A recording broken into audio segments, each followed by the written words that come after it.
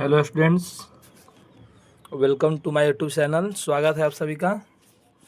तो जैसा कि आप सभी को पता है कि हम आज देखने वाले हैं संसाधन एवं उपयोग। ये क्लास 10th की भूगोल की जो पाठ्य पुस्तक है उसका पाठ संख्या 1 है, और उस पाठ संख्या 1 में भी हम पहले खंड को देखने वाले हैं जिसका नाम है भारत संसाधन एवं उपयोग। तो बिना देरी किए हुए इस क्लास को हम शुरू करते हैं। यदि आप नए बच्चे हैं तो चैनल को सब्सक्राइब कर लेंगे, और इस चैनल पर डेली शाम को 7 बजे भूगोल का एक क्लास लाइव चलेगा या वीडियो लाइव रहेगा, प्रीमियर रहेगा। आप जा करके उसे देख सकते हैं। जी हाँ, तो आप जा करके वीडियो को देख सकते हैं, आपको कोई भी समस्याएं नहीं आएगी। और कल संडे को मैंने एक वीडियो अपलोड किया है क्लास 10 फिजिक्स का चैप्टर नंबर 1 प्रकाश का प्रवर्तन, आप उसे भी जाकर देख सकते हैं। तो आज का जो टॉपिक है, हमारा टॉपिक का नाम है संसाधन एवं उपयोग। तो सबसे पहले हम जानने वाले हैं संसाधन होता क्या है और उपयोग। देखिए, संसाधन का अगर इंग्लिश में बात करें तो जो संसाधन का मीनिंग होता है उसको हम बोलते हैं रिसोर्सेज। क्या बोलते हैं? रिसोर्सेज। रिसोर्सेज होता है संसाधन, ये इसका अंग्रेजी शब्द है। परिभाषा पूछे संसाधन क्या होता है तो आप लोग याद रखिएगा, जो भी वस्तुएं हम उपयोग कर रहे हैं आज के समय में, जो भी वस्तुएं हम उपयोग कर रहे हैं, वो चाहे कलम हो, कॉपी हो, भोजन हो, कपड़ा हो, चप्पल हो, जूता हो, पानी हो, कुछ भी, वो सभी क्या है? संसाधन है। जी हाँ, जैसे मैं आप अभी अपने मोबाइल फ़ोन से पढ़ रहे हैं तो यह भी आपके लिए क्या हुआ? संसाधन हुआ। जैसे मैं आपको पढ़ा रहा हूँ और आप मेरी बातों को सुन रहे हैं, अर्थात मैं आपसे जुड़ा हुआ हूँ, मैं आपकी आवश्यकताओं की पूर्ति कर रहा हूँ, तो मैं भी आपके लिए क्या हुआ? संसाधन हुआ। तो संसाधन का परिभाषा क्या बनता है? संसाधन वे हैं जो मानवीय आवश्यकताओं की पूर्ति। तो संसाधन का परिभाषा आपको समझ में आ गया होगा। जिनको लिखना है, जब मैं बोलूँ परिभाषा तो आप लिख भी सकते हैं। क्या है? संसाधन वे हैं जो मानवीय आवश्यकताओं की पूर्ति करते हैं, अर्थात मानव इनका उपयोग करता है और अपने दिनचर्या को चलाता है, यही तो संसाधन है। और मान लो कोई वस्तु हमारे उपयोग में नहीं आती है तो हमारे लिए संसाधन नहीं हुआ। जी याद रखिएगा। तो यही आपका परिभाषा है संसाधन का, बेहद ही आसान है। अगले टॉपिक में हमको पढ़ना है संसाधन का। देखिए, संसाधन का महत्व। थोड़ा हम बुक को पढ़ते हैं, क्या लिखा है? आप अपने जीवन में अनेक वस्तुओं का प्रयोग करते हैं, उपयोग में आने वाली ये सभी वस्तुएं संसाधन है। जी हाँ, ये परिभाषा बन गया। उपयोग में आने वाली ये सभी वस्तुएं क्या कहलाएगी? आप ध्यान रखेंगे बच्चे, उपयोग में आने वाली सभी वस्तुएं संसाधन है। जी हाँ, ये परिभाषा बन गया। तो अभी हमने आपको यही समझाया है, वे संसाधन वे हैं जो हमारी आवश्यकताओं की पूर्ति करती है, अर्थात मानव के उपयोग में आती है। तो परिभाषा बिल्कुल आपको समझ में आ गया होगा। जैसे हवा है, पानी है, कोई भी चीज़ जो हमारे उपयोग में आ रहा है वो सभी हमारे लिए क्या है? वो सभी हमारे लिए संसाधन है। जी हाँ, देखिए आगे थोड़ा बढ़ते हैं। संसाधन भौतिक और जैविक दोनों हो सकते हैं। सर, भौतिक जैविक क्या है? आइए समझते हैं।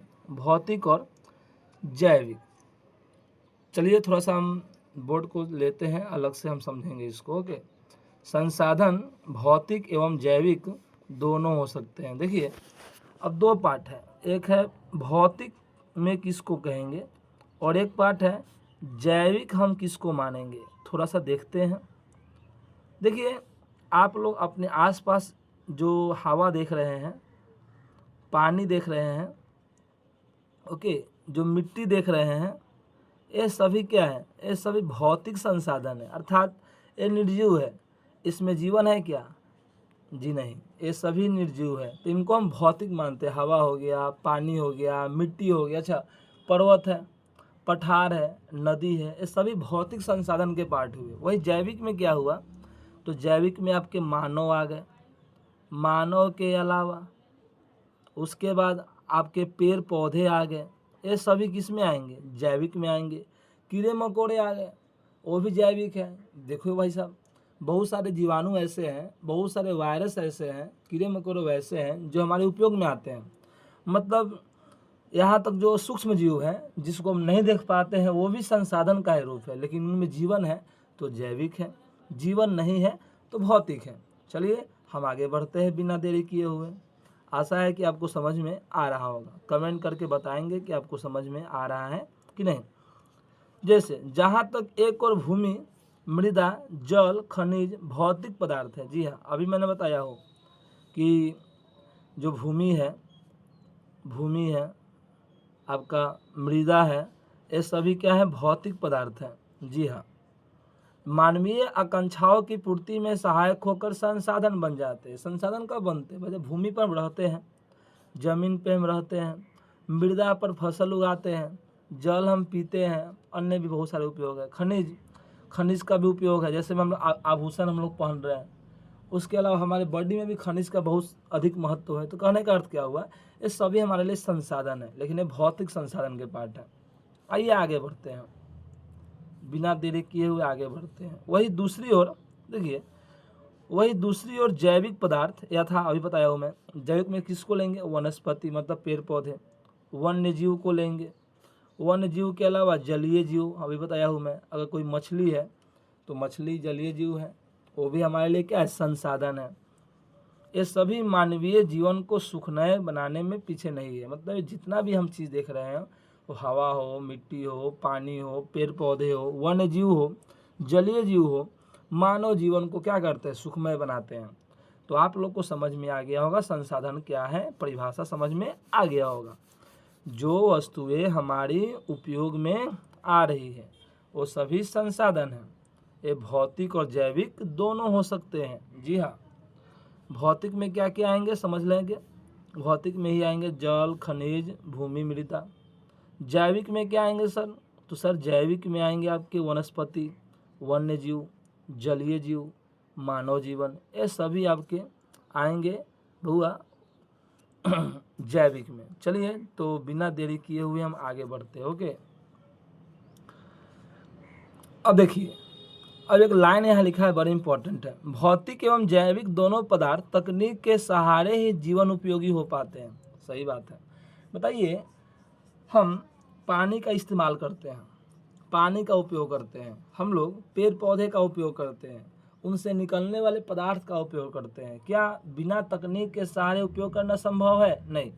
कुछ पदार्थों को बिना तकनीक के सहारे उपयोग कर लेते हैं, लेकिन कुछ पदार्थ वैसे हैं जिनको उपयोग करने के लिए पहले हमें उसे दूसरे रूप में बदलना पड़ता है, फिर उपयोग करते हैं। जी हाँ, जैसे में अगर हम पेड़ पौधे की बात करें तो पेड़ पौधे का डायरेक्ट तो उपयोग नहीं करते हैं। क्यों सर? चलो फल तो खा लेते हैं, लेकिन उस पेड़ पौधे से अगर हमको पलंग बनाना है, चौकी बनाना है, तो उसको पहले काटते हैं। काट करके क्या करते हैं? मशीनों के द्वारा उसको काटते हैं, उसके बाद उसको हम प्लेन करते हैं, फिर चौकी या फर्नीचर या पलंग बनाते हैं, है कि नहीं? तो याद रखिएगा, जो भी हमारे अभी संसाधन हैं वे उपयोग में आ रहे हैं, ये दो कारण हैं। एक ही कारण है उसका, तकनीक उनको नए रूप में बदल देता है। ओके, तो यहाँ पर आपको दिक्कत नहीं है। ये सब आपको समझ में आ रहा होगा पहले से ही। आइए देखिए, यहाँ कुछ लिखा है, जलाशय एवं सागरों में जलीय जीव लाखों वर्ष पूर्व से विचरण करते रहे हैं। सदियों से ही कोयला, पेट्रोलियम एवं अन्य खनिज पृथ्वी के गर्भ में पड़ा हुआ है। सही बात है। कोयला, पेट्रोलियम आज से नहीं, बहुत लाखों अरबों खरबों वर्ष से। लेकिन किसी को मालूम था क्या? नहीं मालूम था। क्यों? हमारे पास तकनीक का विकास नहीं हुआ था। लेकिन जैसे ही तकनीक का विकास हुआ, लोगों को आभास हो गया, लोगों को पता लगा कि किस स्थान पे खनिज तेल है, किस स्थान पे पेट्रोलियम है, किस स्थान पे कोयला है। लोग वहाँ गए और उनका खनन किए, और आज हमारा दुनिया उसे उपयोग में ला रही है। जी हाँ, ऐसा ही हुआ। तो ये सभी तकनीक का ही योगदान है। मतलब तकनीक के बिना, मतलब संसाधन के निर्माण, संसाधन के विकास में तकनीक की भूमिका बहुत ज़्यादा है। याद रखिएगा, थोड़ा सा याद रखिएगा। चलिए, यहाँ तक और कोई बात अब इम्पोर्टेंट नहीं है। एक शब्द है, एक भूगोलविद थे जिमरमैन, उनका एक कथन बहुत ही प्रसिद्ध है। देखिए, एग्जाम में आया भी हुआ है। प्रसिद्ध भूगोलविद जिमरमैन का कथन उल्लेखनीय है। क्या कथन है? संसाधन होते नहीं, बनते हैं। जी हाँ, संसाधन होता नहीं है, बनता है। जब जब हमें उसकी आवश्यकता पड़ेगी वो बन जाएगी। ओके, याद रखिएगा।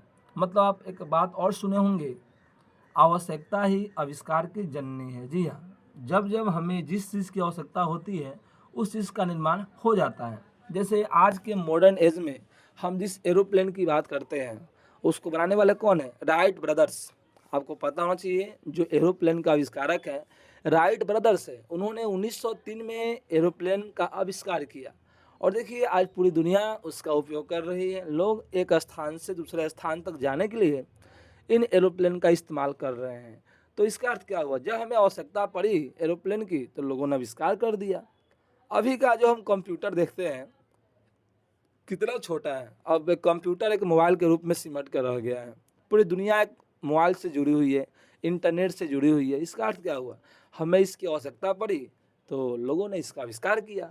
मतलब वही है, संसाधन होते नहीं बनते हैं। आपको समझ में आ गया होगा। एक कथन किसका है? एक भूगोलविद है, याद रखिएगा। क्या है? भूगोलविद है जिनका नाम है जिमरमैन।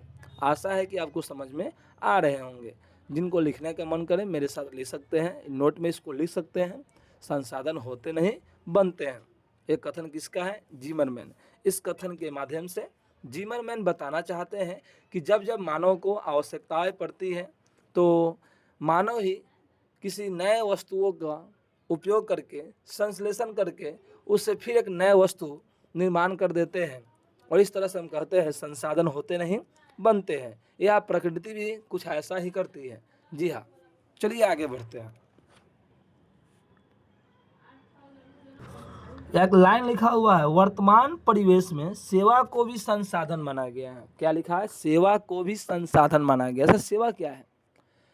सेवा मतलब अर्थ हुआ कि कोई व्यक्ति आपके लिए काम कर रहा है, आपकी आवश्यकताओं की पूर्ति कर रहा है। अगर कोई मानव आपकी आवश्यकताओं की पूर्ति कर रहा है तो वह आपके लिए क्या कर रहा है? सेवा कर रहा है। जैसे मैं मेरे को ही ले लो भाई, मैं आप लोगों को पढ़ा रहा हूँ, मतलब आपकी आवश्यकता क्या है? पढ़ना।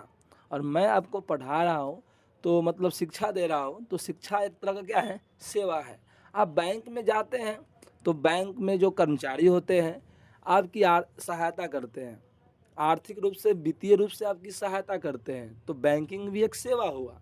उसी प्रकार से आप कभी कभी आपका मूड ऑफ होता है तो आप गाना सुनना पसंद करते हैं। जी हाँ, अरिजीत सिंह के गाने सुनते हैं, कोई भोजपुरी गाने सुनते हैं। तो गायिका के जो गाने आप सुनते हैं, गायक के जो गाने सुनते हैं, उससे आपको आनंद मिलता है। मतलब वो आपकी आवश्यकताओं की पूर्ति कर रहे हैं। मतलब जो गायक है, गायिका है, लेखक है, लेखिका है, कवि है, कवित्री है, ये सभी का जो कार्य है अपने आप में एक सेवा है। और सेवा एक प्रकार का संसाधन है, क्योंकि इन सब का मकसद है मनुष्य की आवश्यकताओं की पूर्ति करना। तो आपको यहाँ पर कोई समस्या नहीं होगा। चलिए बिना देरी किए हुए आगे बढ़ते हैं। आइए, यहाँ लिखा भी हुआ है, कवि का कविता रचना, चित्रकार की चित्रकारी, गायक की गायकी भी संसाधन है। अभी समझाया हूँ मैं। एक लाइन बड़ी इंपॉर्टेंट है, मानव स्वयं संसाधन है। याद रखिएगा, मानव भी एक संसाधन है। मैं तो मानव ही ना हूँ। मेरे पास क्या है? ज्ञान है, अज्ञान है। इस ज्ञान के सहारे मैं आप लोगों को शिक्षा दे रहा हूँ, तो आपके लिए मैं क्या हुआ? संसाधन हुआ। तो मानव स्वयं संसाधन है क्योंकि इनके पास ज्ञान होता है जिसके सहारे वह किसी भी वस्तु को उपयोगी बना सकता है। जैसे राइट ब्रदर्स को ज्ञान था, राइट ब्रदर्स ने मशीनों का उपयोग करके एरोप्लेन बना दिया। मतलब बिना ज्ञान के वस्तु बनेगा नहीं। तो मानव एक संसाधन है कि नहीं है? क्योंकि ज्ञान है, और ज्ञान के बल पे एक कुछ नई वस्तु बनाते हैं और उस नई वस्तु को मानव फिर से उपयोग में लाता है। इसलिए मानव स्वयं एक संसाधन है। अतः एक धारणा क्या है? धारणा एक बना हुआ है प्रकृति में, समाज में, कि संसाधन एक प्राकृतिक उपहार है। क्या संसाधन सिर्फ प्रकृति का ही देन है? बोलिए नहीं, संसाधन मानव भी बना सकते हैं। जी हाँ, तो संसाधन सिर्फ और सिर्फ प्रकृति का देन है यह मानना बिल्कुल गलत है, क्योंकि मानव स्वयं एक संसाधन है और मानव अपने ज्ञान तकनीक की सहायता से नई नई वस्तुओं का आविष्कार करते हैं।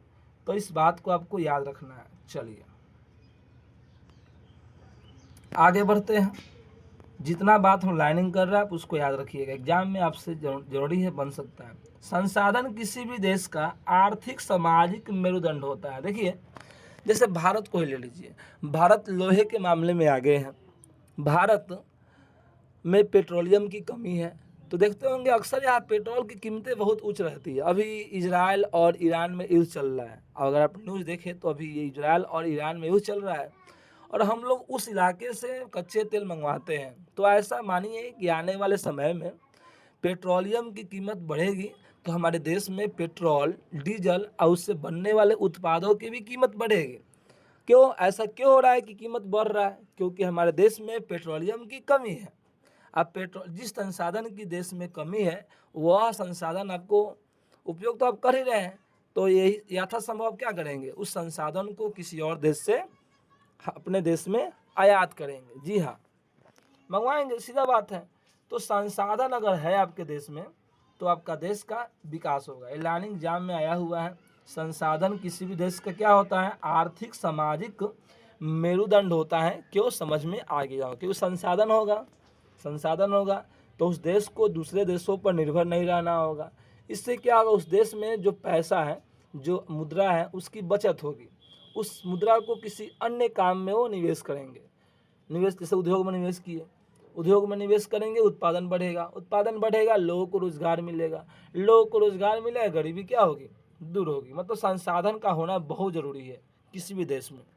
चलिए, तो बिना देरी किए हुए हम आगे बढ़ते हैं। देखिए एक लाइन लिखा हुआ है जो मैं समझा रहा, समझिए। संसाधन विपन्न राष्ट्र अंतर्राष्ट्रीय दौर में पिछड़ जाते हैं। मतलब इस बुक में ऐसा दिया है, इस बुक में दिया है कि संसाधन विपन्न राष्ट्र, मतलब जिस देश में संसाधन नहीं है वह देश आज बहुत पीछे है अन्य देशों की, विकसित देशों की तुलना में।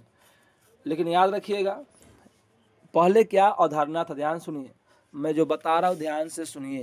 ये 1970 से पहले, 1970 से पहले भूगोलविद का अवधारणा था कि वही देश आज के इस मॉडर्न युग में विकास करेंगे, वही देश मॉडर्न युग में विकास करेंगे जिस देश में प्राकृतिक संसाधन बहुत ज़्यादा है। जैसे मैं अफ्रीका को ले लीजिए, अफ्रीका महादेश, वहाँ प्राकृतिक संसाधन बहुत है। तो इसका अर्थ हुआ कि वह विकास करना चाहिए, उसका विकास होना चाहिए। जी हाँ, लेकिन याद रखिएगा अफ्रीका के देशों का विकास नहीं हुआ है। अभी तो बोले सर प्राकृतिक संसाधन है तो देश विकास करेगा, नहीं है तो देश विकास नहीं करेगा। ये अवधारणा 1970 से पहले की थी, जो आज के समय में गलत साबित कर दिया गया है। और गलत साबित करने वाला कोई और नहीं, जापान है। याद रखिएगा, जापान में प्राकृतिक संसाधन बहुत कम, मतलब शून्य है, लगभग न के बराबर है। लेकिन जापान में मानव संसाधन है, ध्यान रखिएगा, प्राकृतिक संसाधन नहीं है, लेकिन जापान में क्या है सर? मानव संसाधन है। सर मानव संसाधन क्या होता है?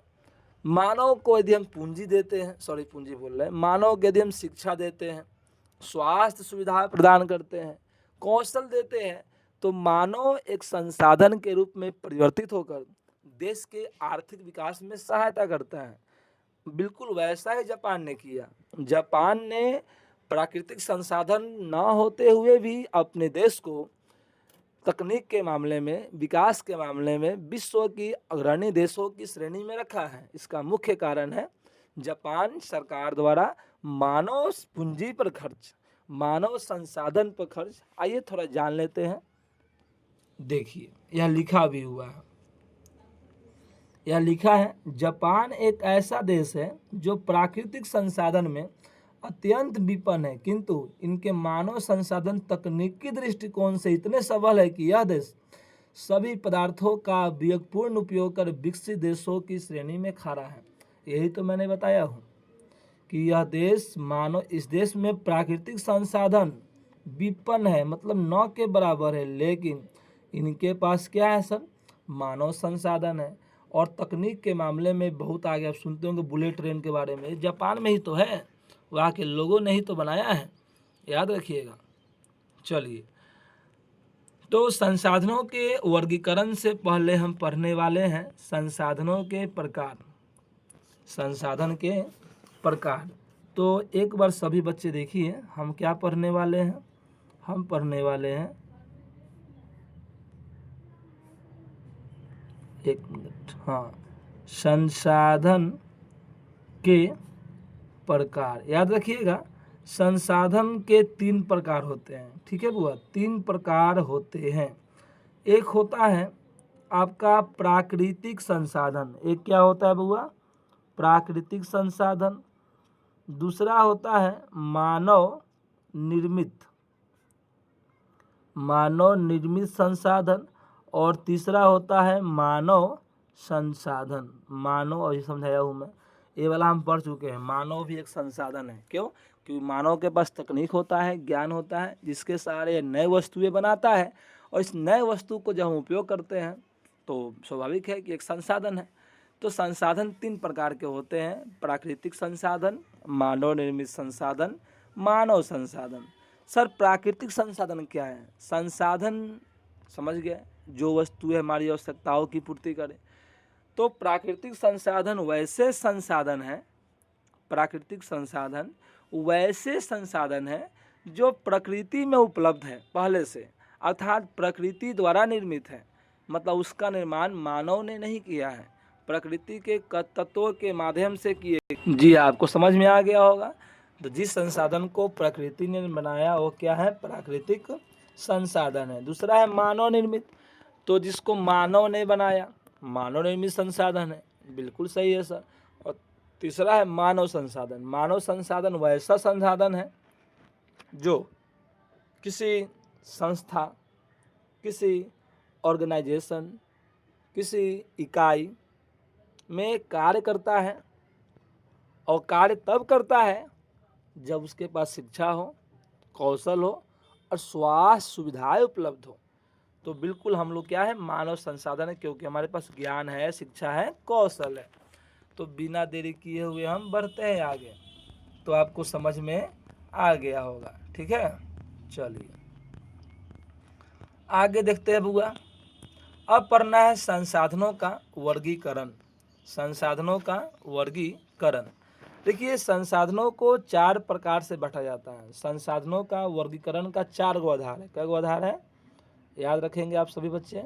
संसाधनों के वर्गीकरण का 4 आधार है। आइए पहला आधार समझते हैं। जो पहला आधार है वह है उत्पत्ति के आधार पर। उत्पत्ति के आधार पर, तो याद रखिएगा, उत्पत्ति के आधार पर संसाधन 2 तरह के हैं। एक तो है जैव और दूसरा है अजैव। सर जैव क्या होता है? वैसा संसाधन जो जीवों द्वारा प्राप्त होते हैं।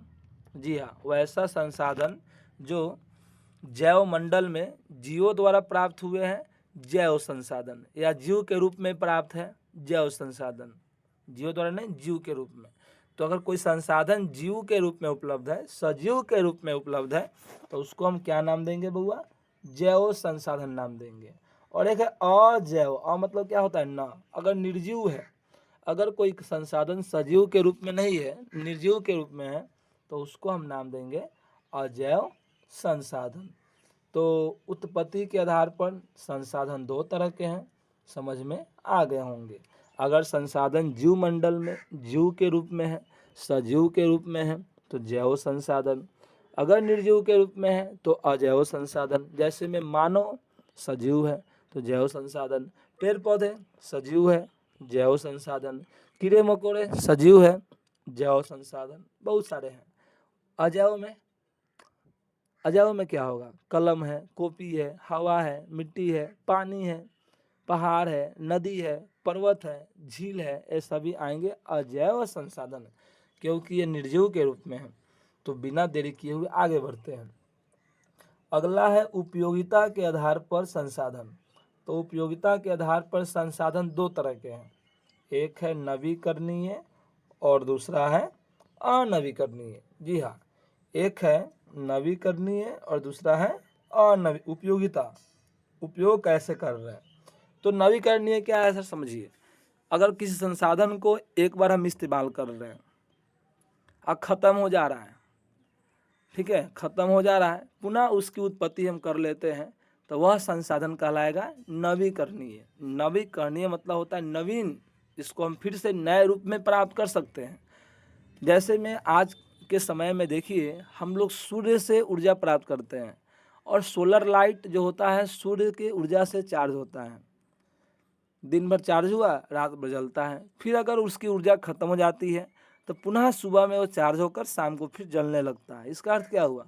सौर ऊर्जा खत्म हो रहा है, फिर उसको बना ले रहे हैं, बना मतलब बन जा रहा है, स्वयं बन जा रहा है, नए रूप उसमें उत्पन्न हो रहा है, खत्म हो रहा है फिर बन जा रहा है, तो ये नवीकरणीय हुआ। अर्थात नवीकरणीय संसाधन वे संसाधन हैं जिन्हें भौतिक प्रक्रिया द्वारा पुनः प्राप्त कर सकते हैं। पुनः अगर एक बार समाप्त हो गया तो उसे पुनः प्राप्त कर सके, अर्थात पुनः पूर्ति योग्य है, वो नवीकरणीय है। जैसे में सौर ऊर्जा है, ज्वारीय ऊर्जा है, भूतापीय ऊर्जा है, ये पवन ऊर्जा है, ये सभी नवीकरणीय संसाधन है, याद रखिएगा। अगला है अनवीकरणीय संसाधन। कुछ संसाधन वैसे हैं जिन्हें बनने में लाखों करोड़ों वर्ष लग जाते हैं।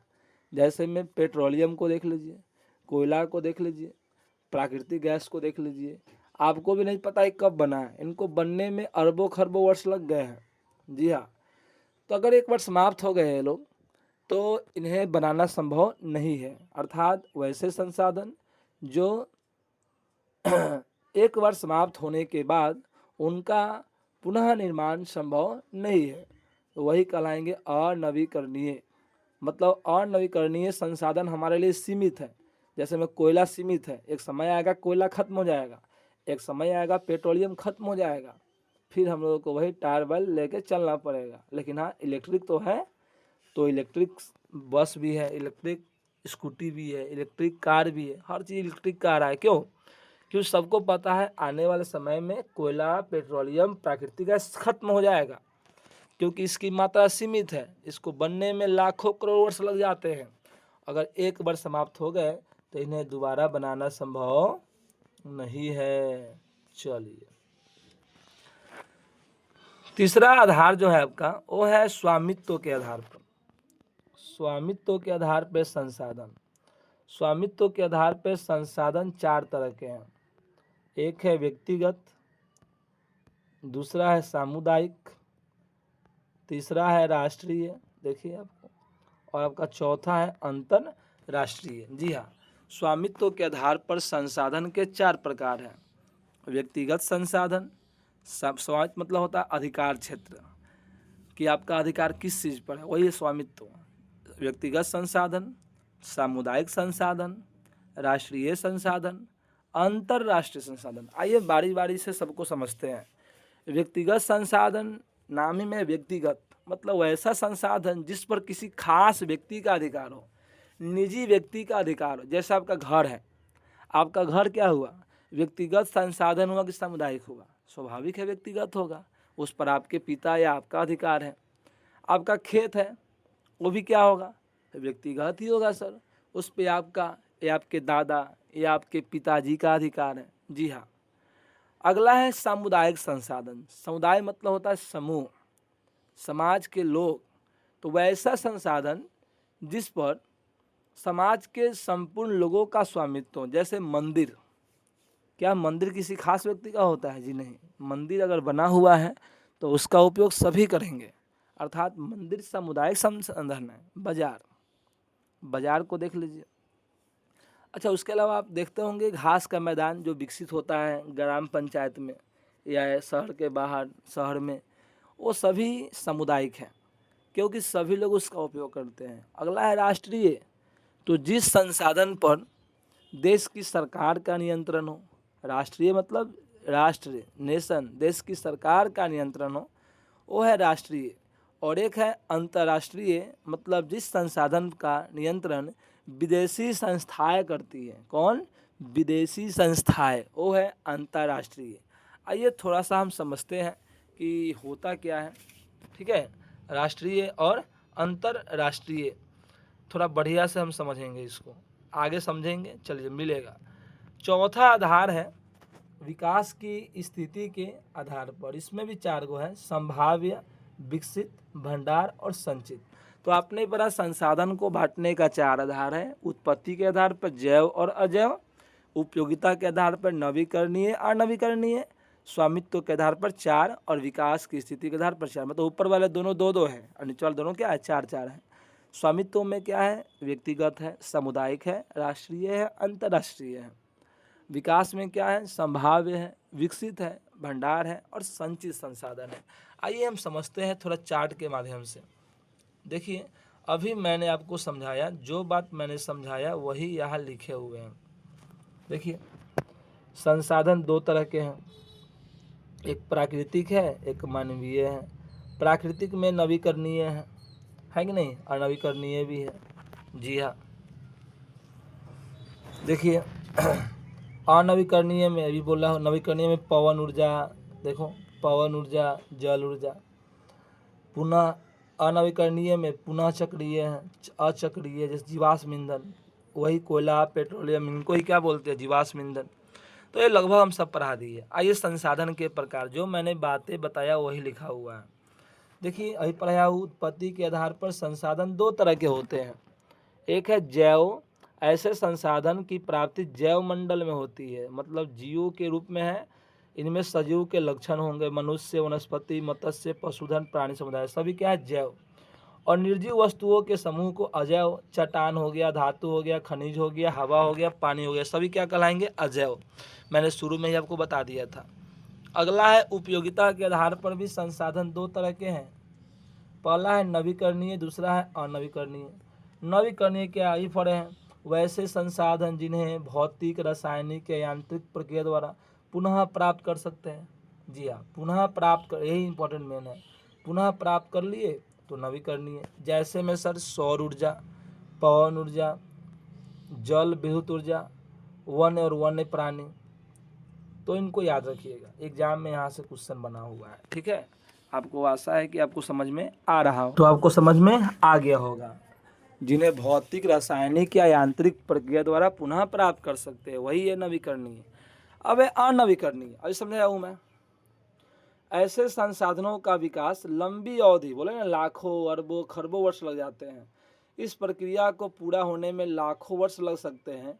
इनमें कुछ ऐसे भी संसाधन हैं जो पुनः चक्रीय नहीं है, मतलब एक बार उपयोग किए, एक बार उपयोग करने के साथ ही वो क्या हो जाते हैं, समाप्त हो जाते हैं। जैसे में कोयला, कोयला अगर एक बार जल गया, क्या दोबारा उपयोग करेंगे, नहीं। पेट्रोलियम एक बार जल गया, दोबारा उपयोग कर सकते हैं, नहीं। तो ये अचक्रीय हुए, मतलब इनको पुनः नए रूप में नहीं दे सकते हैं। चलिए आगे बढ़ते हैं। अगला है स्वामित्व के आधार पर। अभी पढ़ा हूँ मैं, स्वामित्व के आधार पर संसाधन के चार प्रकार हैं। व्यक्तिगत, तो संसाधन पर किसी खास व्यक्ति का अधिकार। जी हाँ, किसी खास व्यक्ति का अधिकार है तो क्या है, व्यक्तिगत है। क्या अगर आपका अपना संसाधन है तो क्या सरकार को लगान देते हैं? जी हाँ, आप सरकार को टैक्स भी तो देते हैं। आपका घर है, आपका दुकान है, या आप पानी का यूज करते हैं, तो उसके लिए सरकार को आपको क्या करना पड़ता है, देखो लगान भी चुकाते हैं। लगान मतलब आपको सरकार को टैक्स देना पड़ता है। जी हाँ, जैसे भूखंड, जमीन, आप जिस जमीन पर रहते हैं उसका सरकार को टैक्स दे देते हैं पहले ही। घर व जायदाद जिस पर लोगों का निजी स्वामित्व हो, बाग बगीचा हो गया, तालाब हो गया, कुआं हो गया, ये सभी निजी स्वामित्व है। मतलब ये सभी इस पर किसी न किसी खास व्यक्ति का अधिकार होगा। आइए अगला पॉइंट है सामुदायिक संसाधन।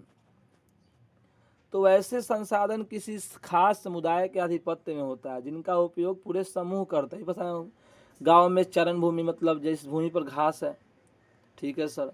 उसके अलावा शमशान घाट, शमशान घाट क्या सिर्फ आपके लिए होगा? नहीं, गांव के अन्य लोगों के लिए भी होगा।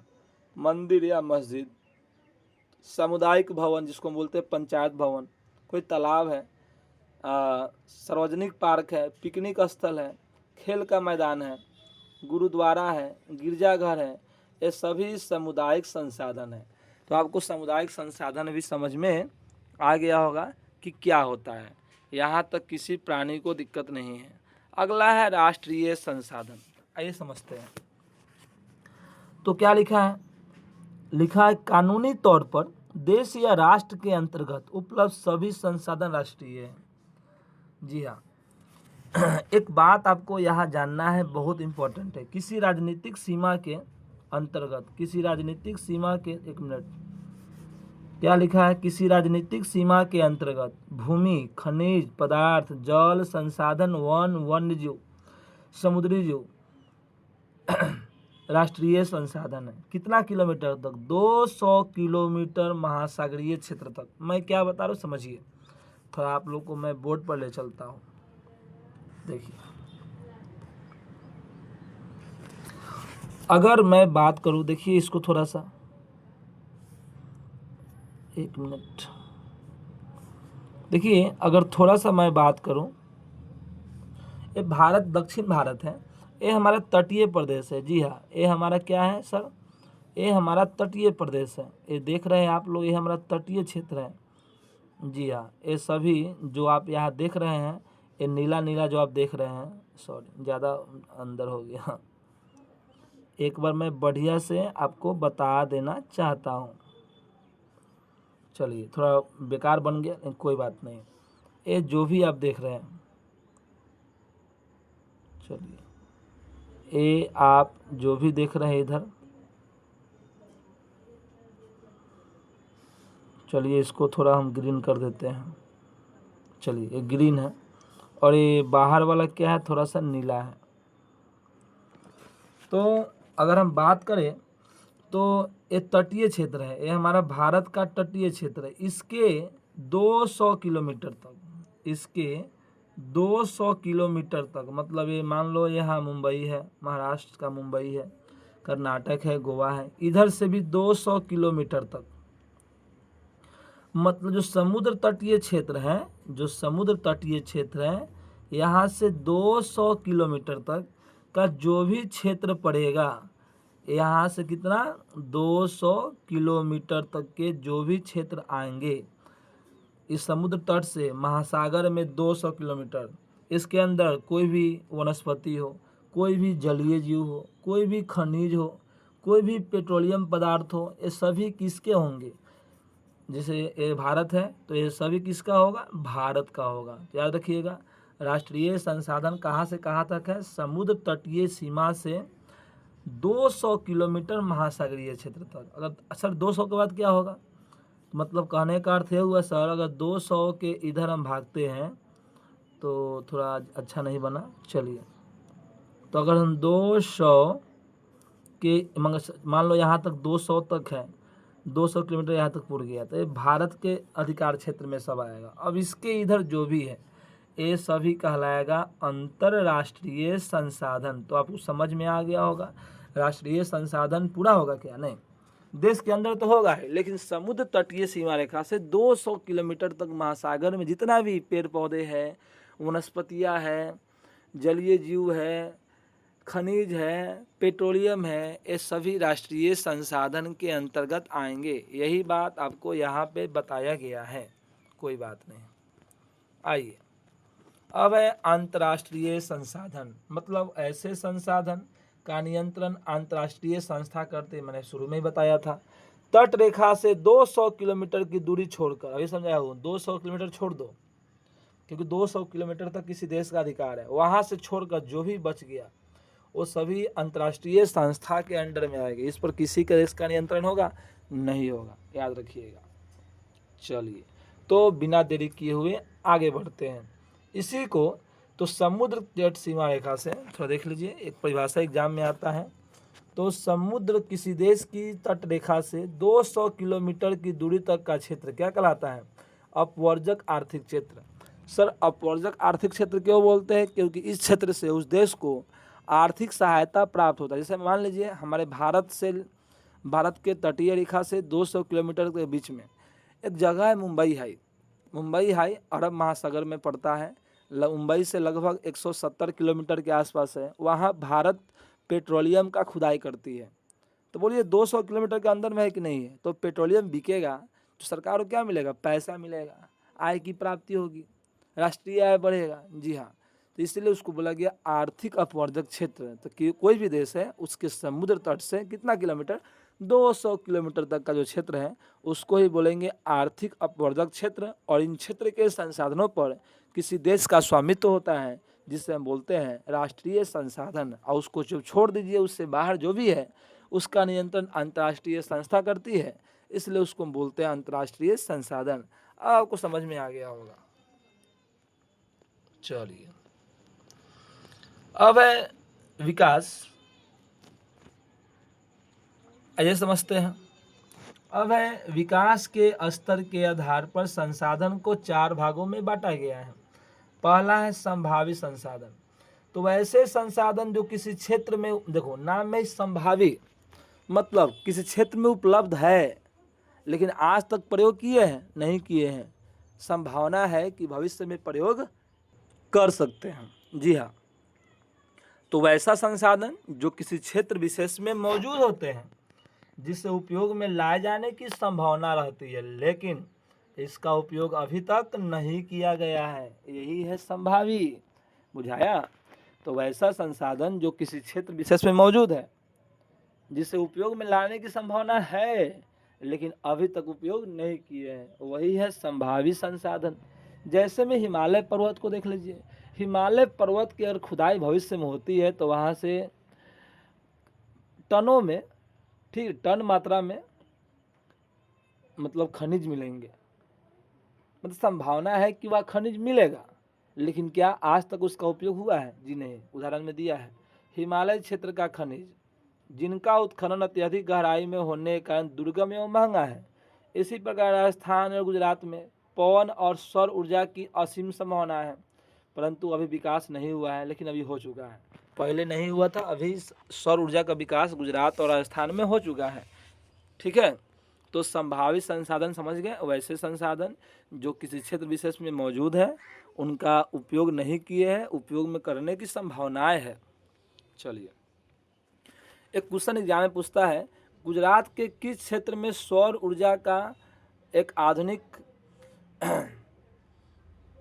प्रक्रम उपक्रम बैठाया जा रहा है, मतलब सौर ऊर्जा का मशीनरी कहाँ बैठाया जा रहा है? गुजरात एक जगह है भुज, कौन जगह बैठाया जा रहा है? भुज में। याद रखिए गुजरात में एक जगह है भुज, वहीं पर सौर ऊर्जा के एक प्रक्रम को, उपक्रम को, मशीनरी प्लांट को बैठाया जा रहा है, इस बात को याद रखिएगा। चलिए, अगला संसाधन है विकसित संसाधन। ऐसे संसाधन जिनका सर्वेक्षणोपरांत उपयोग हेतु मात्रा एवं गुणवत्ता का निर्धारण हो चुका है, मतलब जिस संसाधन को उपयोग करने के लिए उसकी मात्रा, गुणवत्ता, उनकी हम जांच कर चुके हैं, मतलब उपयोग करना है और उसकी मात्रा ही पता है, गुणवत्ता ही पता है। ठीक है, पूर्व में भी यह बताया जा चुका है कि संसाधनों का विकास तकनीक और उनकी संभाव्यता पर निर्भर है। जी हाँ, मतलब तकनीक भी आया है भाई साहब, समझ गए ना। विकसन क्या है? वैसा संसाधन जिनके उपयोग के बारे में पता है, वैसा संसाधन जिसके बारे में यह पता है कि उसकी मात्रा कितनी है, उसकी गुणवत्ता कितनी है, उसी को हम बोलेंगे विकसित संसाधन। जी हाँ, सिंपल है। ऐसा संसाधन जिनके उपयोग के लिए मात्रा एवं गुणवत्ता दोनों का पता लगाया जा चुका है, किसका? तकनीक के माध्यम से। क्या पृथ्वी के अंदर आप ऐसे ही चल जाएंगे? नहीं, मशीन के माध्यम से ही जाएंगे। तो तकनीक है, इससे पता लग गया कि कौन से संसाधन कितनी मात्रा में है और इसकी क्या गुणवत्ता है। मतलब आज हम जो भी संसाधन उपयोग कर रहे हैं वो सभी विकसित संसाधन का ही पार्ट है, याद रखिएगा। अगला है भंडार संसाधन। तो सिंपल है, नाम में ही है भंडार, मतलब हमारे पास है लेकिन उपयोग अभी नहीं कर रहे हैं।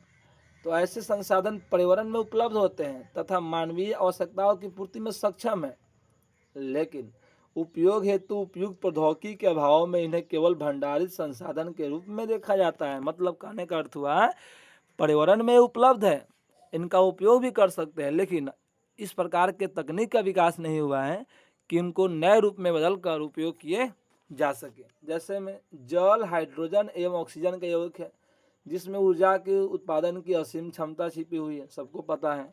लेकिन अभी के समय में जल से ऊर्जा हम बना रहे हैं, तो जल ऊर्जा किसका पार्ट हुआ? भंडार संसाधन का। भाई बहुत जगह भी जल ऊर्जा उपयोग में नहीं लाया जा रहा है, जल तो है लेकिन ऊर्जा के रूप में उपयोग में नहीं ला रहे हैं। बुझाया? चलिए, अगला संचित कोश संसाधन। भंडार और संचित दोनों एक ही होता है। देखिए, वास्तव में ऐसे संसाधन भंडार संसाधन के ही अंश हैं जिससे उपलब्ध तकनीक के आधार पर प्रयोग में लाया जा सकता है, और तकनीक अगर आ गया तो इनको प्रयोग में ला सकते हैं। तो चलिए, आपको समझ में आ गया होगा संसाधनों का वर्गीकरण। तो बिना देरी किए हुए हम आगे बढ़ते हैं। अगला हमारा टॉपिक है संसाधन नियोजन। संसाधन नियोजन सर होता क्या है? तो संसाधनों का विवेकपूर्ण उपयोग ही क्या कहलाता है? संसाधन नियोजन कहलाता है। आज के समय में क्या देखते हैं, हमारे पास संसाधन है लेकिन हमें उसका महत्व नहीं पता है। अभी मैं बताया हूँ महत्व पीछे कि संसाधन सीमित है, यह देश का अर्थव्यवस्था का मेरुदंड है। अगर देश में संसाधन नहीं है तो वह पिछड़ा है, संसाधन है तो वह आगे बढ़ सकता है। तो ये महत्व है उसके। लेकिन जो मनुष्य इसके महत्व को नहीं समझते हैं उसका अंधाधुंध दोहन करते हैं, तो जिससे संसाधन की कमी हो जाती है। ठीक है, तो उसी को रोकने के लिए एक भूगोलविद के द्वारा एक शब्द लाया गया, नियोजन। नियोजन मतलब होता है उपयोग तो करना है लेकिन इस तरह से उपयोग कीजिए कि उसका कम से कम बर्बादी हो सके। जी हाँ, मतलब संसाधनों का विवेकपूर्ण ढंग से इस्तेमाल। विवेकपूर्ण मतलब 10 लीटर पानी की जहाँ आवश्यकता है वहाँ 10 लीटर ना करके अगर 2 लीटर में काम चल जाता है तो हम 2 लीटर ही करेंगे, लेकिन करेंगे। तो संसाधनों का विवेकपूर्ण उपयोग ही संसाधन नियोजन कहलाता है। जी हाँ, संसाधन नियोजन जरूरी है ताकि भविष्य में जो आए वो भी उसका उपयोग कर सके। देखिए यहाँ सब लिखा है, पढ़ते हैं थोड़ा सा क्या लिखा है। देखिए, संसाधन नियोजन किसी राष्ट्र के विकास के लिए आवश्यक है। भारत जैसे देश के लिए यह तो अपरिहार्य है, जहाँ संसाधन की उपलब्धता में अत्यधिक विविधता के साथ सघन जनसंख्या भी है। अब भारत को ही देख लीजिए भाई साहब, जनसंख्या भी बहुत ज़्यादा है, संसाधन की विविधता है। तो हमारे देश के लिए संसाधन नियोजन बहुत ज़रूरी है। यहाँ कई ऐसे प्रदेश हैं जो संसाधन में संपन्न है और कुछ प्रदेश वैसे हैं जहाँ संसाधन है ही नहीं। जैसे में संपन्न में कौन कौन है थोड़ा देखिए, याद रखिएगा। झारखंड है, मध्य प्रदेश है ना, छत्तीसगढ़ है, आप देख पा रहे हैं झारखंड, मध्य प्रदेश, छत्तीसगढ़ आदि ऐसे प्रदेश हैं जहाँ कोयला खनिज बहुत है, कोयला खनिज ज़्यादा है। तो याद रखिएगा, लाइनिंग एग्जाम में पूछ सकता है। झारखंड में, छत्तीसगढ़ में कोयला और खनिज मतलब लोहा हुआ बहुत है। उसी प्रकार बिहार, ध्यान रखिएगा एग्जाम में आया हुआ है, बिहार में ज़्यादा क्या है। उसी प्रकार बिहार में, बिहार भी देखिए, बिहार भी चूना पत्थर एवं पाइराइट, ध्यान रखिएगा बिहार में सब कुछ नहीं है, ज़्यादा क्या है चूना पत्थर और पाइराइट है। बिहार में ज़्यादा क्या है चूना पत्थर और पाइराइट खनिज ज़्यादा है, इसमें धनी है। अरुणाचल प्रदेश में जल संसाधन सबसे अधिक है। देखिए कहाँ क्या अधिक है, ध्यान रहिएगा। झारखंड, छत्तीसगढ़ इस सब में कोयला ज़्यादा है, बिहार में चूना पत्थर पाइराइट ज़्यादा है, अरुणाचल प्रदेश में जल संसाधन ज़्यादा है लेकिन उनका विकास नहीं हो पाया है, फिर भी ये राज्य पिछड़े हुए हैं। राजस्थान में सौर ऊर्जा, ध्यान रखिए राजस्थान में किसकी अधिकता है, सौर ऊर्जा। मतलब आप ये देख पा रहे हैं हर एक राज्य में हर एक प्रकार का संसाधन उपलब्ध नहीं है, सब जगह अलग अलग प्रकार के संसाधन उपलब्ध है और कहीं तो एक भी संसाधन ही नहीं है, एक भी संसाधन ही नहीं है। चलिए देखिए यह कुछ लिखा हुआ है। भारत के अंतर्गत लद्दाख, लद्दाख का नाम सुने होंगे, इसको हम बोलते हैं शीत मरुस्थल। दो तरह के मरुस्थल है, एक गर्म मरुस्थल, एक शीत मरुस्थल। सर मरुस्थल क्या होता है, अक्सर लोग समझते हैं मरुस्थल मतलब बालू, जी नहीं। मरुस्थल उसे कहते हैं जहाँ फसल नहीं होता है, जहाँ तापमान प्रतिकूल है, मतलब या तो खूब ठंडा होगा या तो खूब गर्मी होगा, जहाँ मानव जीवन संभव नहीं है, वही है मरुस्थल। जी हाँ, बालू है ऐसा समझ के बहुत लोग समझते हैं जहाँ बालू ही बालू है वही मरुस्थल है, बिल्कुल गलत बात है। मरुस्थल क्या समझ गए ना, जहाँ फसल उपज नहीं हो सकता है, मानव जीवन संभव नहीं है, जलवायु हमारा अनुकूल नहीं है, वही है मरुस्थल। तो भारत में दो तरह का मरुस्थल है, एक है गर्म मरुस्थल, एक है ठंडा मरुस्थल। तो जो गर्म मरुस्थल है उसमें आता है आपका थार मरुस्थल, जो कहाँ है राजस्थान में। थार मरुस्थल कहाँ है, राजस्थान में, बहुत गर्मी पड़ता है। और एक है शीत मरुस्थल जो लद्दाख में है। लद्दाख को ही बोलते हैं शीत मरुस्थल क्योंकि यहाँ सालों भर बर्फ ही बर्फ रहते हैं, फसल ही नहीं होते हैं, यह जीवन जीना ही कठिन है। ठीक है, तो लिखा है शीत मरुस्थल के रूप में अन्य भागों से अलग थलग हो गया है, लेकिन यह प्रदेश सांस्कृतिक विरासत का धनी है, सांस्कृतिक के कल्चर के मामले में बहुत आगे है। यह जल की कमी है, याद रखिएगा। तो आपको समझ में आ गया संसाधन नियोजन क्यों जरूरी है। संसाधन नियोजन जरूरी है क्योंकि भारत देश में जनसंख्या अधिक है, अब संसाधन की विविधता भी है, मतलब एक ही राज्य में एक ही क्षेत्र में हर एक प्रकार के संसाधन उपलब्ध नहीं है। तो संसाधन नियोजन जरूरी है ताकि हर एक क्षेत्र को हर एक प्रकार का संसाधन उपलब्ध हो सके। चलिए हाला नहीं कीजिए।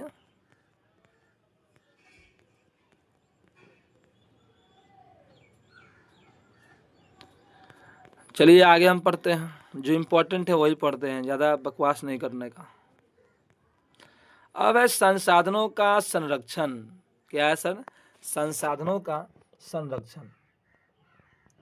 देखिए संसाधनों का संरक्षण का अर्थ क्या होता है? हम जिस संसाधन को खूब उपयोग कर रहे थे, और संरक्षण मतलब होता है बचाना, तो संसाधनों का कम इस्तेमाल करना, संसाधनों को बचाना ही क्या कहलाता है? संसाधन संरक्षण कहलाता है। देखिए प्राचीन काल से चली आ रही है कि हम लोग कोई भी पूजा पाठ होता है तो उसमें हम पेड़ पौधे की पत्तियों का उपयोग करते हैं। इसका अर्थ है कहीं ना कहीं हमारे पारंपरिक समाज में संसाधनों को बचाने के लिए कर्मकांड किए गए हैं। जी हाँ, यही बात यहाँ लिखा है। सभ्यता एवं संस्कृति के विकास में संसाधनों की अहम भूमिका है, किंतु संसाधनों का अविवेकपूर्ण या अतिशय उपयोग विविध प्रकार के सामाजिक, आर्थिक, सांस्कृतिक, पर्यावरणीय समस्या है। क्या लिखा है सर? संसाधन अगर सही से इस्तेमाल कर रहे हैं तो ठीक है, हमारा देश का विकास होगा, समाज का विकास होगा, पर्यावरण संतुलित रहेगा। जी हाँ, अगर संसाधन का खूब इस्तेमाल करेंगे, बिन मतलब के पानी गिराएंगे, बिन मतलब के यूज़ करेंगे तो क्या होगा? हमारे समाज में 4 प्रकार की समस्याएं जन्म लेगी। वो एक सामाजिक समस्या है, मतलब सबको संसाधन उपलब्ध नहीं हो पाएगा। दूसरा आर्थिक समस्या, हमारा देश संसाधन के मामले में पीछे हो जाएगा। तीसरा है पर्यावरणीय समस्या। होता है क्या है सर? पर्यावरणीय समस्या का अर्थ होता है हमारे देश में गर्मी ज़्यादा पड़ने लगेगी, सही टाइम पर बारिश नहीं होगा, प्रदूषण की समस्या होगी। जैसे अभी पिछले साल 2024 में रिकॉर्ड टूटा था भारत का, हमारे बिहार का ही देख लीजिए, 48 डिग्री सेल्सियस तापमान 28 जून को गया हुआ था। अभी उतना तापमान भारत में भी नहीं गया है। तो 2024 को लोगों ने माना कि 2024 अभी तक का सबसे गर्म वाला मौसम था, मौसम का साल था, गर्म जलवायु वाला साल था। कौन? 2024। तो उसका मुख्य कारण क्या है? संसाधनों का खूब इस्तेमाल कर रहे हैं। अभी देखिए कभी कभी सूखा पड़ जाता है, कारण जानते हैं क्या? खूब पानी इस्तेमाल करते हैं, बिन मतलब के पानी इस्तेमाल करते हैं। एक जगह है मदुरई तमिलनाडु में, वहाँ लोग प्यासे मर रहे थे। प्यास से समझ रहे हैं ना, लोग पानी के लिए तरस रहे थे। तो ऐसा ऐसा इसलिए होता है क्योंकि हम लोग संसाधनों का सही तरीक़ा से इस्तेमाल नहीं कर रहे हैं। तो ये पढ़े हैं, संसाधनों का विवेकपूर्ण उपयोग करना ही संसाधन संरक्षण कहलाता है। वही बात है, सही ढंग से और विवेकपूर्ण बढ़िया से उपयोग करो, संसाधन संरक्षण कहलाएगा। प्राचीन काल से ही संसाधन संरक्षण समाज सुधारकों, नेताओं, चिंतकों एवं पर्यावरणविदों के लिए एक चिंतनीय ज्वलंत विषय रहा है। कुछ महान दार्शनिक के बारे में पढ़ेंगे जो संसाधन के संदर्भ में कुछ बातें बोले हैं। जैसे में महात्मा गांधी का एक कथन है। क्या कथन है? हमारे पास पेट भरने के लिए बहुत कुछ है, लेकिन पेटी भरने के लिए कुछ नहीं। जी हाँ, एक कथन याद रखिएगा, पूछा गया है हमारे पास पेट भरने के लिए बहुत कुछ है लेकिन पेटी भरने के लिए कुछ नहीं। यह कथन किस महापुरुष का है? जिमरमैन? नहीं, वो बोले थे संसाधन होते नहीं बनते। किसका कथन है? महात्मा गांधी। मतलब हर एक आदमी आए अपना अपना विचार रखते गए संसाधन के संदर्भ में। दूसरा हम जो बहुत महत्वपूर्ण व्यक्तित्व है वो उनका बारे में पढ़ने वाले हैं। उनका नाम है मेधा पाटेकर। देखिए थोड़ा बढ़िया सुनिएगा। हुआ क्या, 1972 में एक कहानी हमारी गुजरात की है। 1972 में एक नदी है नर्मदा नदी। कौन सी नदी? नर्मदा नदी। 1972 में वहाँ गुजरात सरकार के द्वारा बांध का निर्माण किया जा रहा था। बांध समझते हैं ना, जो पानी को रोकता है। तो होता क्या है, जिस क्षेत्र में बांध बनता है ना वहाँ लाभ भी है। लाभ यही है कि बिजली उत्पन्न होगा, लोगों को सिंचाई के लिए पानी मिलेगा। हानि भी है। हानि क्या है कि जिस क्षेत्र में बांध बनता है उस क्षेत्र को खाली करवाना पड़ता है। वहाँ के जो भी क्षेत्र होंगे, कृषि योग्य भूमि होंगे, उन सभी को छोड़ना पड़ेगा। घर, आवास सभी को छोड़ना पड़ेगा। पेड़ पौधे सभी उधर नष्ट हो जाएंगे। जी हाँ, काटना पड़ेगा पेड़ पौधे अगर बीच में आ गए तो संसाधन की काफ़ी हानि हो रही थी। नर्मदा बचाओ मतलब नर्मदा नदी पर बांध बनने के कारण। तो एक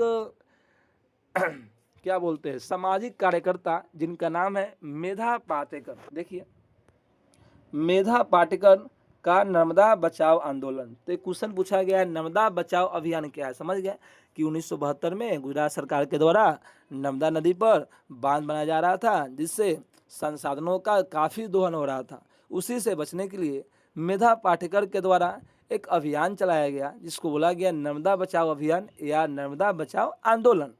जी हाँ, कहाँ की है? एक गुजरात की है। चलिए,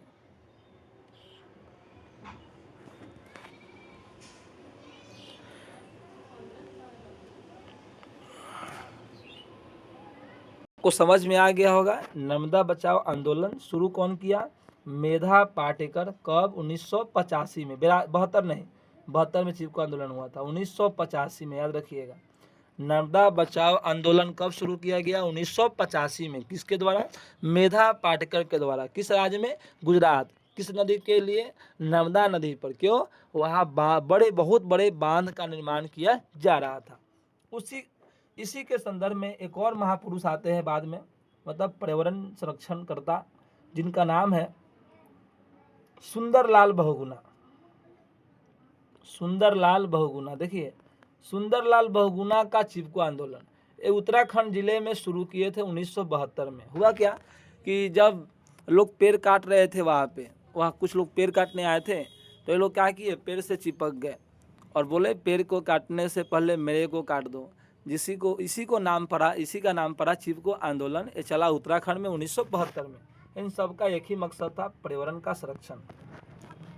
उसके द्वारा संदीप पांडे द्वारा वर्षा जल संचयन, तो इम्पोर्टेंट नहीं है, लेकिन मेधा पाटेकर और सुंदरलाल जी ये इम्पोर्टेंट है। आपको ये दोनों पॉइंट याद रखना है। ये आंदोलन हुआ 1985 में और चिपको आंदोलन 1972 में।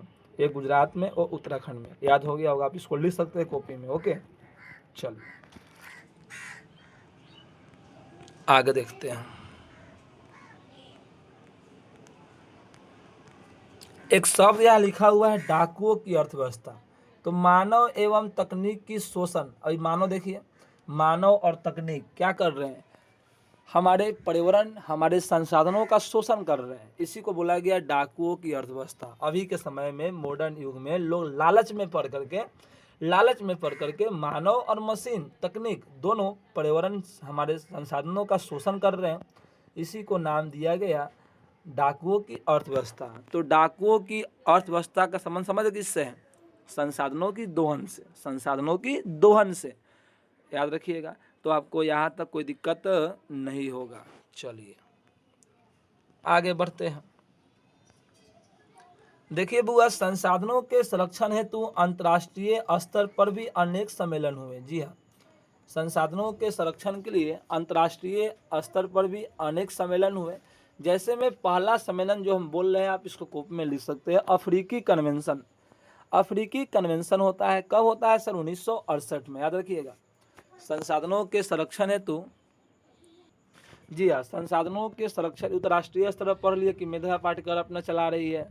हमारे चिपको आंदोलन चलाया गया था उनके द्वारा। किनके द्वारा? सुंदरलाल बहुगुणा के द्वारा। उत्तराखंड जिले में 1972, उत्तराखंड राज्य में टेहरी गढ़वाल जिला था। कौन जिला था? टेहरी गढ़वाल। 1972 में चलाया गया था।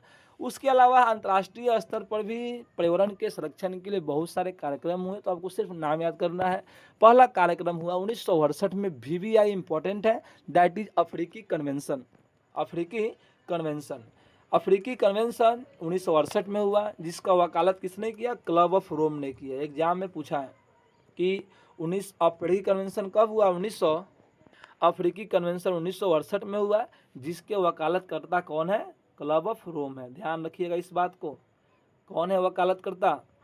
Club of Rome. समझ में आ गया होगा आपको। उसके अलावा एक और चीज़ होता है, देखिए आपको पता नहीं होगा, लेकिन मैं थोड़ा बता देना चाहता हूँ। होता है 1971 में।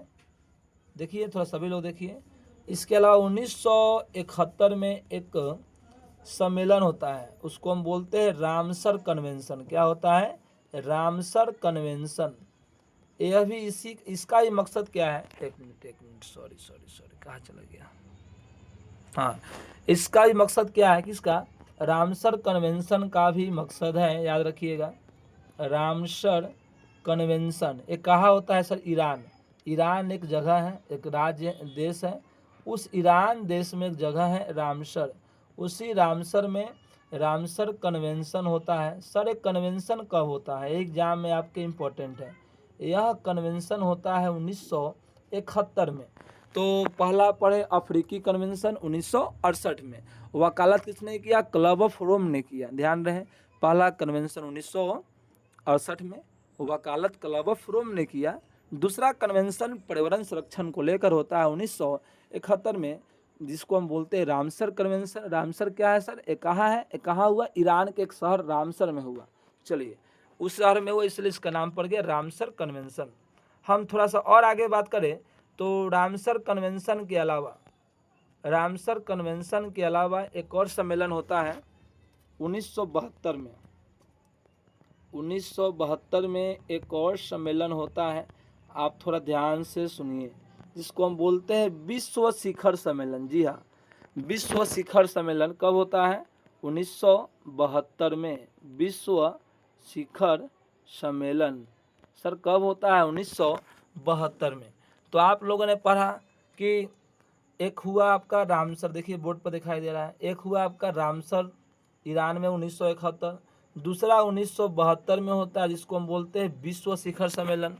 इससे पहले हम क्या पढ़े हैं? इससे पहले हम पढ़े हैं सर, एक होता है अफ्रीकी कन्वेंशन। जी हाँ, पढ़े हैं ना, अफ्रीकी कन्वेंशन इंग्लिश में लिखते हैं। ये कब होता है सर? 1968 में। इसका अध्यक्षता कौन करता है? इसका अध्यक्षता जो करता है उसका नाम है सर, क्या नाम है? उसका नाम है क्लब ऑफ रोम। ध्यान रखिएगा, क्लब ऑफ रोम। तो आप लोग को अभी तक मैंने 3 चीज़ पढ़ाया। पहला चीज़ क्या पढ़ाया कि अफ्रीकी कन्वेंशन हुआ था। कब हुआ था? अफ्रीकी कन्वेंशन तुम्हारा हुआ था 1968 में, अध्यक्षता क्लब ऑफ रोम। दूसरा आपको पढ़ाया कि रामसर कन्वेंशन 1971 में हुआ था। तीसरा पढ़ाया कि विश्व शिखर सम्मेलन 1972 में हुआ था। एक जानकारी वाली बातें जान लो, इसी सम्मेलन में बोला गया कि प्रत्येक वर्ष 5 जून को हम क्या मनाएंगे? पर्यावरण दिवस मनाएंगे। आप लोग को पता होगा हम प्रत्येक वर्ष 5 जून को क्या मनाते हैं सर? तो हम प्रत्येक वर्ष 5 जून को मनाते हैं पर्यावरण दिवस। जी हाँ, तो प्रत्येक वर्ष 5 जून को क्या मनाएंगे हम? प्रत्येक वर्ष 5 जून को हम मनाएंगे पर्यावरण दिवस। ये भी मकसद किसका था? 1972 विश्व शिखर सम्मेलन। मतलब हम पर्यावरण दिवस कब से मना रहे हैं? हम लोग पर्यावरण दिवस मना रहे हैं 1973 से। घोषणा कब हुआ इसका? 1972 में हुआ था। किस शिखर सम्मेलन में? प्रथम विश्व शिखर सम्मेलन। कहाँ हुआ था ये समझिए। अरे भाई साहब, ये भी जानना है कि प्रथम विश्व शिखर सम्मेलन कहाँ हुआ था। तो प्रथम विश्व शिखर सम्मेलन हुआ था स्टॉकहोम। कहाँ हुआ था? स्टॉकहोम। आप इसको लिख सकते हैं, एक जगह है। चलो हिंदी में लिख देता हूँ, मैं हिंदी में लिखता हूँ। जगह का नाम है स्टॉकहोम। क्या नाम है? स्टॉकहोम। प्रथम विश्व शिखर सम्मेलन होता है स्टॉकहोम में, याद रखिएगा। तो आपको मैंने क्या बताया, हमारे विश्व में अंतर्राष्ट्रीय स्तर पर पर्यावरण संरक्षण के लिए सम्मेलन हुए हैं। जिसमें पहला सम्मेलन पढ़े अफ्रीकी कन्वेंशन 1968, वकालत क्लब ऑफ रोम। दूसरा रामसर कन्वेंशन 1971 ईरान में हुआ था। तीसरा विश्व शिखर सम्मेलन 1972 में स्टॉकहोम में हुआ था। और इसी में बोला गया कि 5 जून को हम पर्यावरण दिवस के रूप में मनाएंगे। तो आशा है कि आपको यहाँ पर समझ में आ गया होगा। चलिए, तो बिना देरी किए हुए हम आगे बढ़ते हैं। जी हाँ, बिना देरी किए हुए हम आगे बढ़ते हैं।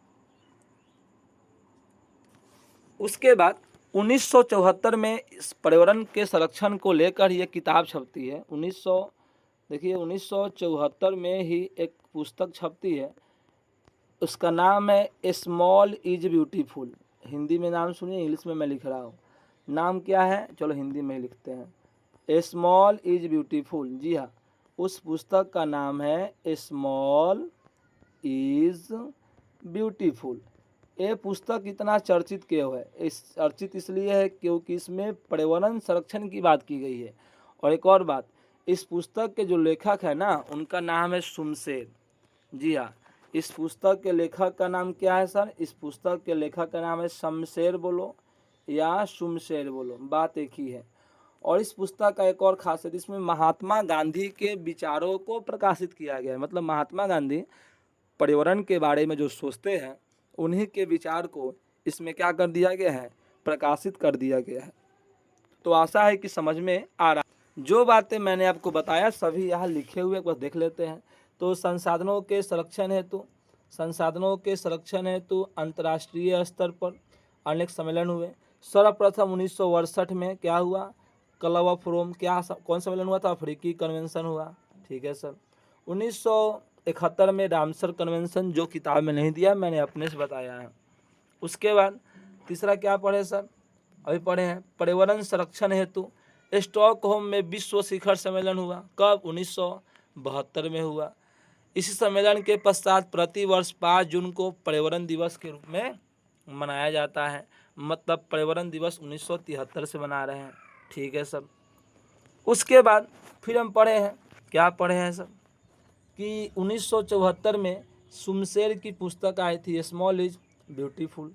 इतना प्रसिद्ध क्यों है, क्योंकि इसमें महात्मा गांधी के विचार प्रकाशित हुए थे। जी हाँ, महात्मा गांधी के विचार प्रकाशित हुए थे। इसके अलावा फिर संसाधन के संरक्षण के लिए ब्रटलैंड आयोग द्वारा एक रिपोर्ट आया 1987। ये भी क्वेश्चन आया हुआ है कि ब्रटलैंड आयोग द्वारा संसाधन संरक्षण के लिए रिपोर्ट कब प्रकाशित होता है, तो आपका आंसर हो जाएगा 1987। 1987 याद रखिएगा।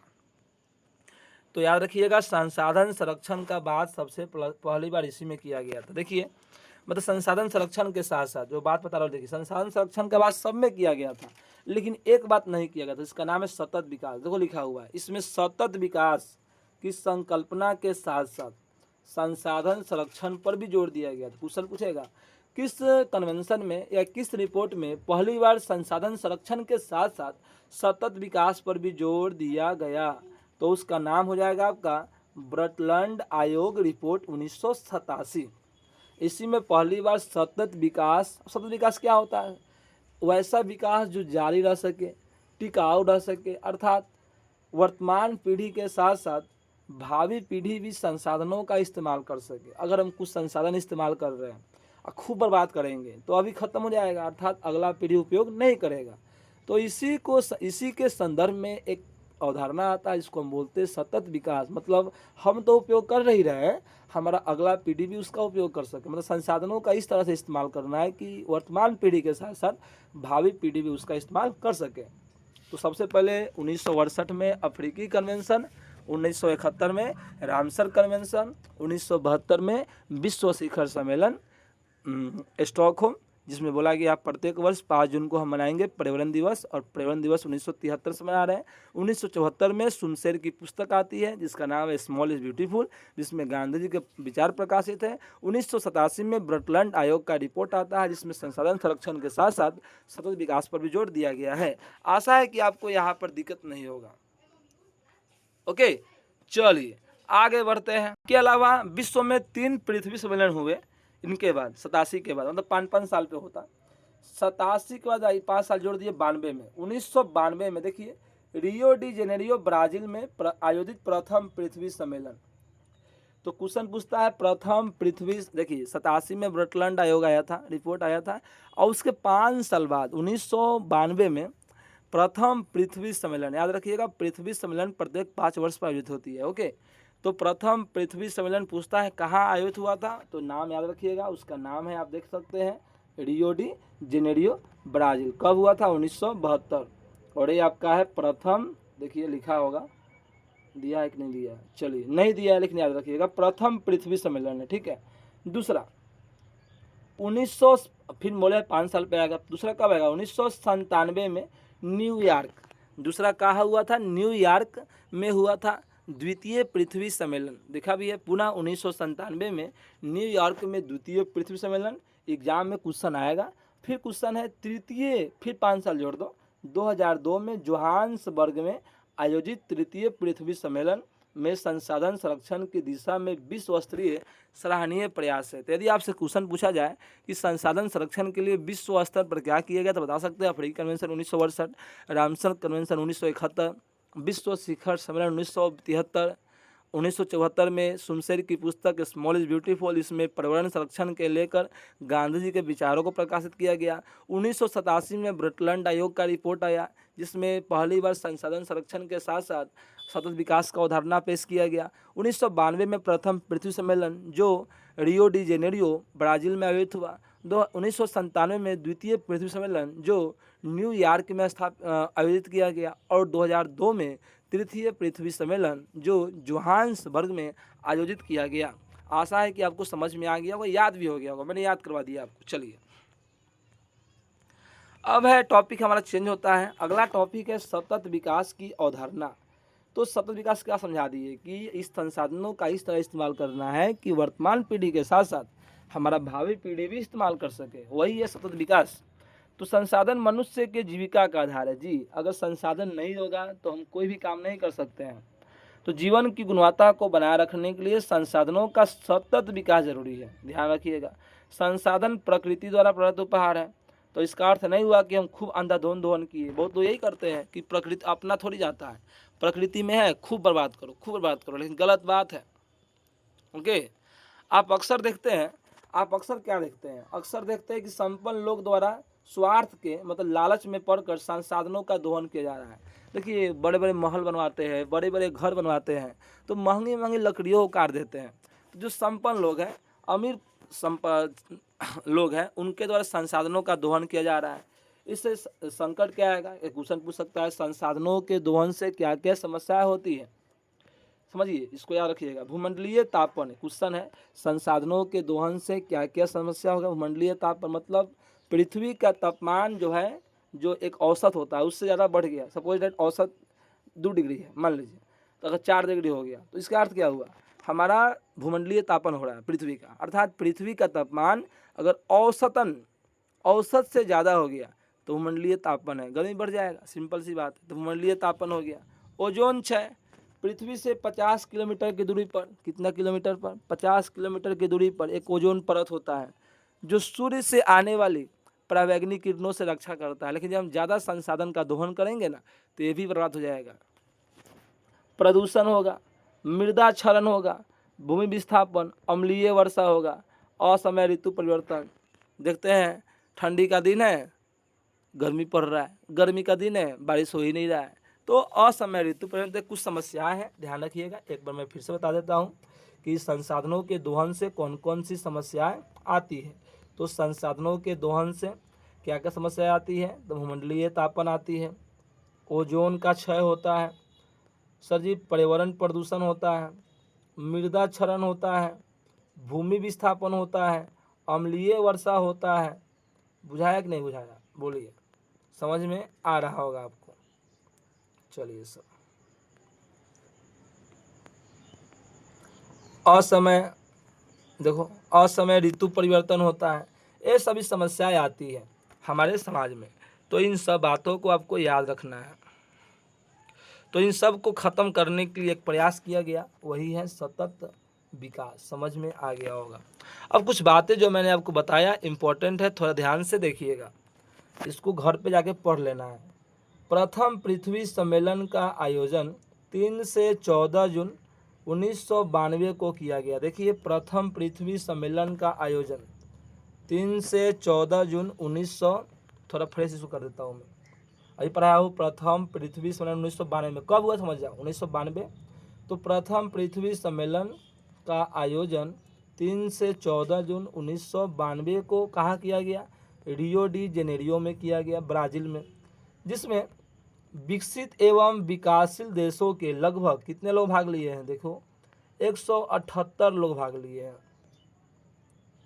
आप देख सकते हैं 178। तो क्वेश्चन पूछेगा प्रथम पृथ्वी सम्मेलन में विकसित और विकासशील देशों के कितने प्रतिनिधि भाग लिए? 178 प्रतिनिधि भाग लिए।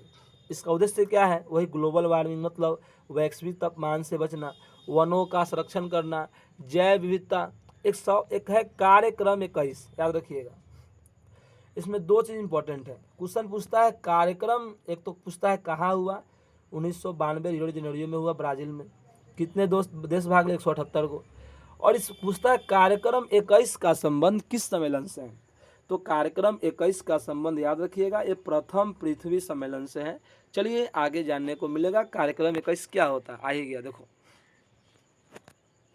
तो ही पढ़े हैं।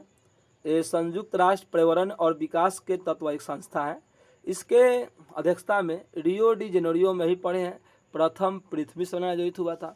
उसमें 800 पेज का, सुनो कार्यक्रम 21 कितने पेज का है? 800 पेज का एक घोषणा पत्र है, याद रखिएगा। कार्यक्रम 21 800 पेज का एक घोषणा पत्र है, जिसमें सतत विकास को प्राप्त करने के लिए कितने कार्यक्रम, नाम में 21 कार्यक्रमों को स्वीकृत किया गया। देखो इसमें 21, इसमें याद रखिएगा बउआ, इसमें 21 कार्यक्रम, इसमें 21 कार्यक्रम प्रस्तावित है, इसलिए नाम पड़ गया कार्यक्रम 21। और कितना पेज का है? 800 पेज का है। चलिए आगे थोड़ा पढ़ते हैं, इसमें इंपॉर्टेंट बातें लिखी हुई है, आगे थोड़ा पढ़ते हैं। देखिए क्या लिखा हुआ है। एजेंडा 21, इसको इंग्लिश में एजेंडा 21 बोलते हैं, को गठित करने हेतु सभी देशों को निर्देश दिए गए।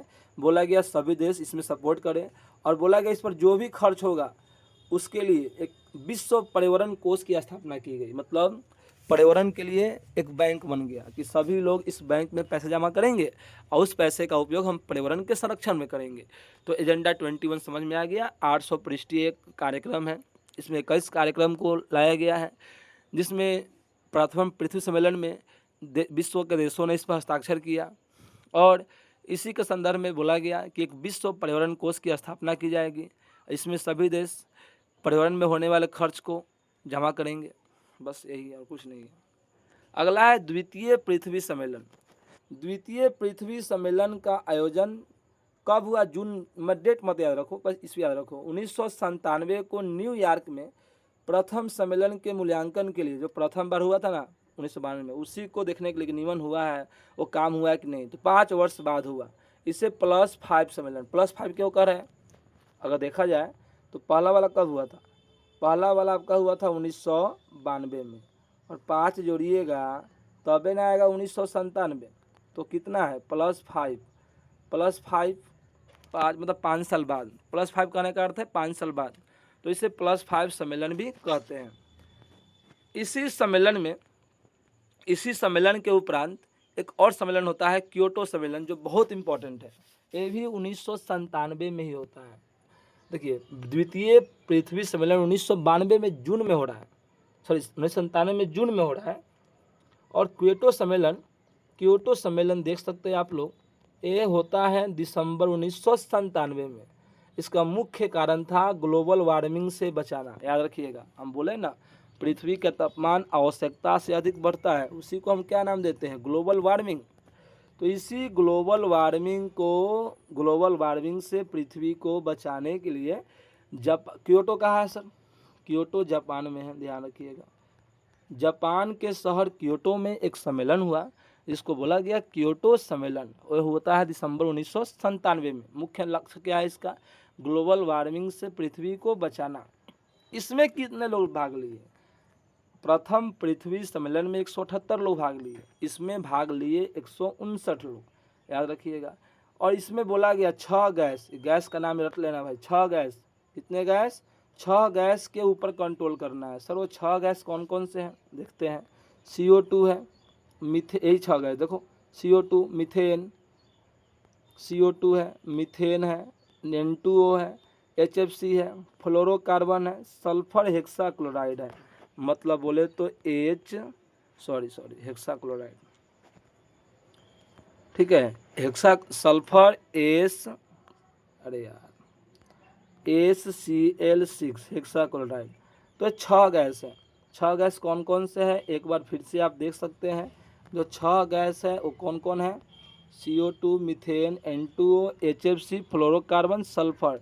तो यह सम्मेलन दिसंबर 1997 में हुआ था। उद्देश्य क्या था इसका? ग्लोबल वार्मिंग से बचाना। कितने देश ने भाग लिया? 159 देशों ने भाग लिया। कितने गैस को नियंत्रित करना है? तो 6 गैस। कौन कौन? CO2, methane, N2O, fluorocarbon, hydrofluorocarbon और सल्फर हेक्साक्लोराइड। रट लो। और क्या बोला गया कि इसको कटौती करना है। कितना बोला गया? अमेरिका को कि आप कटौती करो 8%। जापान बोला गया, देखो लिखा है ना, जहाँ यूरोपीय संघ ग्रीन हाउस गैसों के उत्सर्जन में 8%। अच्छा, यूरोपियन संघ को बोला गया कि आप 8% कटौती करो। संयुक्त राष्ट्र को बोला गया, USA को, कि आप 7% कटौती करो। और जापान को बोला गया कि इन गैसों में 6% की कटौती करो। याद रखिएगा। 6%, क्योंकि सबसे ज़्यादा पॉल्यूशन फैला रहे थे यूरोपियन संघ के लोग, इसलिए इनको ज़्यादा बोला गया है। आगे देखिए लाइन लिखा हुआ है, हर एक लाइन इंपॉर्टेंट है। इस सम्मेलन को, इसे मॉन्ट्रियल समझौता 1987, ये भी क्वेश्चन पूछता है, मॉन्ट्रियल समझौता कब हुआ था? 1987, यही पढ़े हैं। बर्टलैंड आयोग का रिपोर्ट भी आया था 1987 में। मॉन्ट्रियल समझौता कब हुआ था? 1987 में। तो क्योटो सम्मेलन को हमारे भूगोलविद लोग मॉन्ट्रियल समझौता का पार्ट मानते हैं। तो क्वेश्चन आया हुआ है, याद रखिएगा। इस सम्मेलन को विश्व पर्यावरण सम्मेलन या ग्रीन हाउस सम्मेलन के नाम से भी जानते हैं। तो यहाँ तक आपको कोई दिक्कत नहीं होना चाहिए। इसको थोड़ा एक बार देखिएगा, दोबारा समझ में आ जाएगा। देखिए 10 साल बाद तृतीय पृथ्वी सम्मेलन होता है 1992 के 10 साल मतलब 2002 में। 2002 में होता है तृतीय पृथ्वी सम्मेलन। कहाँ होता है सर? जोहान्सबर्ग में, अभी बताया हूँ मैं। इस सम्मेलन में 150 धाराओं पर विश्व स्तरीय सहमति, इसमें कितने लोग भाग लिए? सबसे ज़्यादा 2000, बड़ी बड़ी बात है भाई। पहला वाला में 178 प्रतिनिधि। क्योटो सम्मेलन में कितना था? अभी देखा हूँ मैं, क्योटो सम्मेलन में 159 प्रतिनिधि ने भाग लिया। और सबसे ज़्यादा तृतीय पृथ्वी सम्मेलन, भाई साहब 2000 प्रतिनिधियों ने भाग लिया। तो आपको समझ में आ गया होगा। तो आशा है कि आपको क्लास अच्छा लगा होगा। ठीक है, कमेंट करके बताइएगा। और जिनको नोट्स बनाना है आप यहाँ से नोट्स बना सकते हैं। तो मिलते हैं फिर अगले क्लास में। अगला चैप्टर हम लेके आएंगे संसाधन के, अगला चैप्टर है भूमि संसाधन या मृदा संसाधन। ठीक है, तो कल आपका क्लास नहीं है क्योंकि कल को मेरा एग्ज़ाम है, कल मैं नहीं रहने वाला, तो कल आपका क्लास नहीं है। तो अभी के लिए बाय, टाटा। आप लोग बढ़िया से पढ़िए, एंजॉय कीजिए, कमेंट कीजिए।